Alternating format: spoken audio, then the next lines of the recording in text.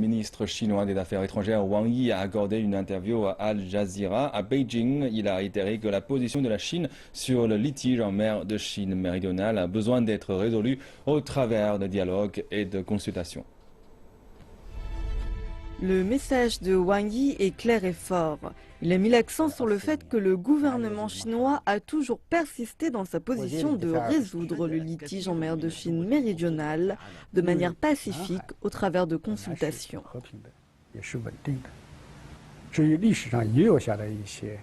Méridionale était initialement pacifique et stable concernant les litiges que l'histoire a apportés sur certaines îles et certains récifs particuliers. La Chine s'engage à atteindre un règlement correct et pacifique au travers de dialogues et de consultations, même si ses propres droits et intérêts ont été violés. Cette procédure est en cours.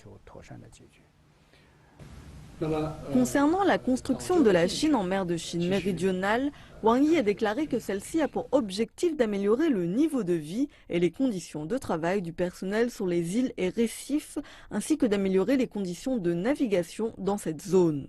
Il a déclaré que l'action n'enfreint pas les lois internationales ni affecte la liberté de navigation. Il a ajouté que dramatiser la situation n'avait aucun sens.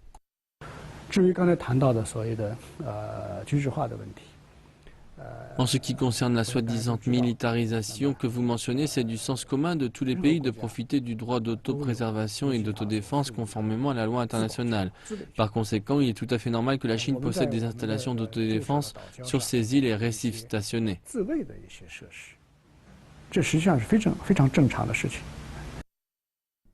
En octobre dernier, les Philippines ont unilatéralement déposé un cas d'arbitrage à l'encontre de la Chine sur les litiges maritimes. Le ministre chinois a déclaré que la Chine n'a pas autorisé ni accepté ou participé au cas, car cela est contre le principe d'arbitrage qui requiert un accord entre les parties concernées. Les Philippines ont continué l'arbitrage sans consulter la Chine. Et le pays a également enfreint un nombre d'accords bilatéraux avec la Chine, dont la pièce maîtresse était de résoudre les problèmes au travers de négociations. Les Philippines revendiquent initier l'arbitrage car le pays était épuisé des moyens de négociation, mais ce n'est pas vrai ou d'une manière franche, c'est un mensonge. Les Philippines ne sont pas engagées dans des négociations bilatérales sérieuses avec la Chine sur les prétendues demandes soumises au tribunal d'arbitrage. Même à ce jour, la Chine déclare pouvoir s'asseoir avec les Philippines pour discuter et la porte du dialogue de la Chine reste ouverte. Ce sont les Philippines qui refusent de négocier ou de nous consulter. Comme nous le voyons, ce que font les Philippines, on manque de légalité et de légitimité dès le début.